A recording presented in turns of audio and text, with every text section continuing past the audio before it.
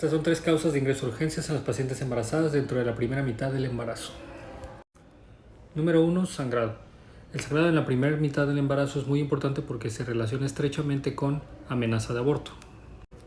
Si bien entre un 20 y un 40% de las pacientes embarazadas presentan sangrado, no todas ellas tienen amenaza de aborto.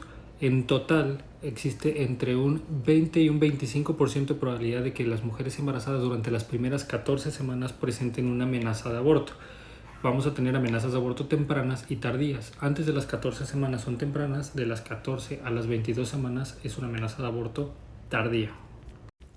El sangrado debe ser aproximadamente de una cantidad igual o mayor a la menstruación. Sin embargo, se considera que cualquier sangrado durante el primer trimestre y la primera mitad del embarazo es motivo de atención de urgencias.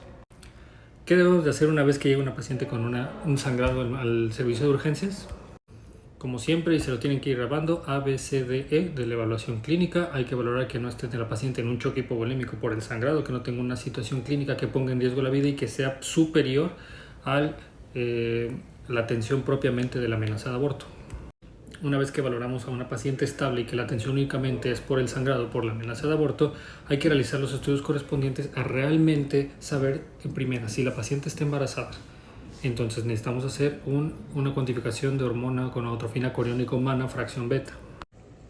Asimismo, valorar infección de vías urinarias, infección a cualquier otro nivel, alteraciones en la coagulación o alguna enfermedad sistémica de la madre que pudiese comprometer o poner en riesgo el embarazo.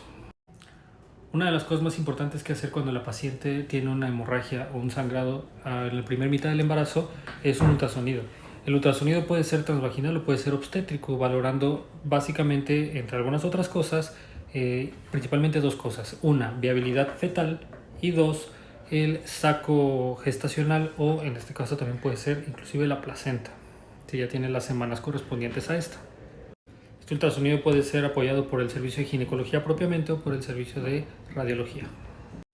Cabe mencionar, no sé si está de más, pero todas las pacientes con sangrado en la primera mitad del embarazo deben de ser valoradas por el servicio de ginecología propiamente para descartar una amenaza de aborto y un embarazo viable todavía. Número 2, tenemos el dolor abdominal y pélvico en las pacientes embarazadas en la primera mitad del embarazo. Este dolor abdominal y pélvico es bien importante porque no solo puede corresponder a parte del embarazo, no solo puede corresponder a contracciones asociadas a lo mismo que habíamos visto, amenaza de aborto, sino que puede ser algo muchísimo más complicado y muchísimo más difícil, como un embarazo ectópico, que es la implantación anormal del saco gestacionario, sobre todo en las trompas de falopio, que puede estar provocando una situación que inclusive puede poner en riesgo la vida, con una hemorragia o una peritonitis por culpa de probablemente una apendicitis aguda en la paciente embarazada, o una colecistitis aguda de la paciente embarazada. Todos estos dolores abdominales o pélvicos pueden estar asociados a una mortalidad aumentada en las pacientes embarazadas. Por lo tanto, no todo dolor abdominal y pélvico está asociado a que la paciente tenga cólicos o que la paciente tenga contracciones normales, porque en la primera mitad del embarazo no existen las contracciones de Braxton Hicks, que podrían ser las normales.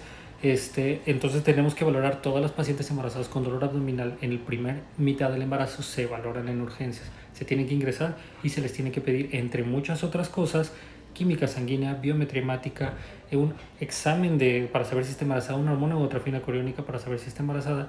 Entonces todas estas cosas son valorables en el servicio de urgencias y se tienen que ingresar. Asimismo, hay que hacerles un ultrasonido abdominal y pélvico para valorar la viabilidad fetal, como ya lo vimos anteriormente, y no solo eso, sino datos sugestivos de apendicitis o datos sugestivos de un embarazo ectópico. Y número 3, hiperemesis gravídica. La hiperemesis gravídica es el aumento anormal del número de vómitos presentes en el primer trimestre del embarazo. Este número de vómitos y esta hiperemesis gravídica todavía no se sabe exactamente a qué se asocia. Puede ser, se cree que es genético, también se cree que es una situación hormonal, el aumento de la gonadotrofina coriónica, o es una idiosincrasia de la paciente. Idiosincrasia significa que es propio de la paciente el que tenga esta susceptibilidad a tener aumento de la cantidad de vómitos. Entonces, en este caso, como tal, hiperemesis gravídica no es la causa de la atención ni es la causa de ingreso hospitalario a urgencias, no. La causa de la hospitalización es la deshidratación a causa de la hiperemesis gravídica. Entonces, lo que nosotros, cuando la paciente llega y nos dice es que estoy vomitando demasiado, es que no puedo dejar de vomitar, lo que tenemos que valorar es si está hidratada o no está hidratada, no simplemente decirle, sí, es hiperemesis gravídica, vete a tu casa. No, lo que estamos valorando es la hidratación en este caso la deshidratación de la paciente. Entonces, entre otras cosas, tenemos que valorar frecuencia cardíaca fetal, frecuencia cardíaca de la madre, datos de choque hipovolémico, no oligoémico o no por sangrado, y todo esto es dentro del servicio de urgencia. Se tiene que realizar una química sanguínea, se tiene que realizar una química sanguínea para buscar lesión renal, un examen general de orina también para buscar daño renal, electrolitos séricos para alteraciones en el potasio y también una gasometría venosa para alteraciones en el equilibrio ácido-base por culpa de la hiperemesis gravídica. El tratamiento de esta última es tratamiento con piridoxina, con metoclopramida o con ondansetron, pero la importancia radica en la valoración de que la paciente no necesite alguna otra situación específica como rehidratación o mejora del estado clínico específico. Aquí les dejo este score de Puque en el cual podemos ver la cantidad, la severidad de la hiperemesis gravídica clasificada en 3 grados, leve, moderada y severa, menos de 6 puntos leve, de 7 a 12 moderada, más de 13 severa, y no solo nos sirve para diagnosticarla, sino para el tratamiento. El tratamiento se puede ir mejorando de severa a moderada, de moderada a leve, y eso nos va a decir que el tratamiento que estamos abordando es el adecuado para la paciente con hiperemesis. Espero que estas 3 causas de atención de urgencias en los pacientes embarazadas les hayan servido y pues saludos.